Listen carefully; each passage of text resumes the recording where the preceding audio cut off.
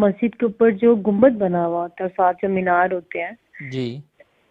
یہ کب سے بننا شروع ہوا تھا اور یہ اس کا مقصد کیا ہے گنبد کا؟ مانچسٹر سے بہن نے پہلا سوال کیا کہ گنبد کب بنائے جانے شروع ہوئے مساجد پر، مینارے اور گنبد، اور اس کا مقصد اور پرپس کیا ہے؟ مقصد اور پرپس تو واضح ہے، جو کہ ہر بندہ جانتا ہے کہ عام بلڈنگ سے اس کو جداگانہ حیثیت دینا، کیونکہ ایک مذہبی پلیس ہے، اور تاکہ لوگ دور سے بھی جان سکیں کہ یہ ایک مسجد ہے، اور اس وجہ سے میناروں کا تسلسل شروع ہوا، مینارے بنائے جانے لگے،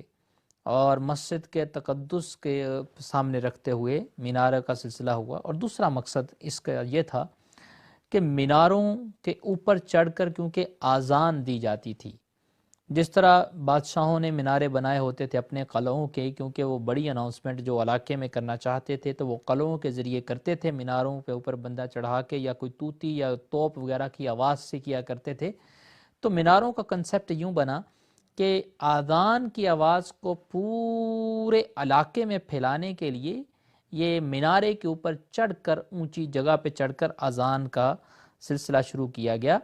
اور پہلے منارہ جو ہوتا تھا وہ مسجد سے تھوڑا سا جدا ہوتا تھا، لیکن پھر آہستہ آہستہ اسے مسجد کے ساتھ ہی بنایا جانے لگا، اور پھر اس کے بعد کیونکہ اس وقت لاؤڈ سپیکرز وغیرہ نہیں ہوا کرتے تھے، اس طرح کی جدید جو ماڈرن انوینشنز بعد میں ہوئی ہیں اس وقت نہیں تھیں،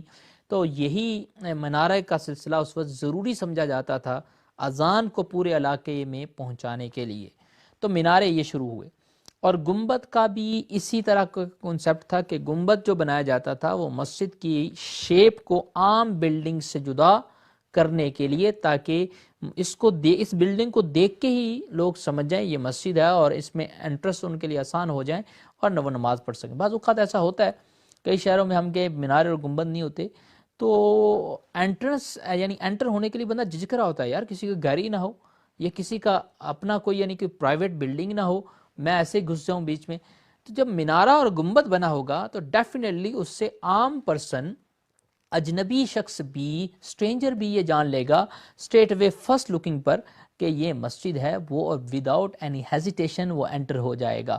تو یہی مقصد تھا، اسی مقصد کے تحت منارے اور گنبد کا تسلسل چلا، اور یہ نبی کریم صلی اللہ علیہ وسلم کے دور پاک میں نہیں تھا،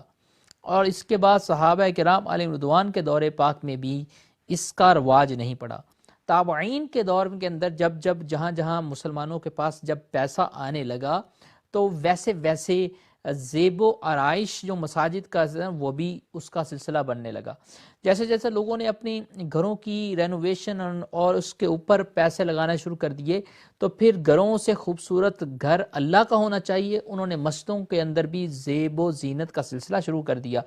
اس طرح یہ بڑھتا گیا، اور آج آپ کے سامنے ہے کہ کارپیٹڈ مساجد ہیں ہماری، ووم ہیٹنگ، ان کے فرشوں کے اندر سے ہیٹ نکل رہی ہوتی ہے۔ تو یہ اسی طرح یہ بعد میں تابعین کے دور کے بعد یہ سارا سلسلہ شروع ہوا۔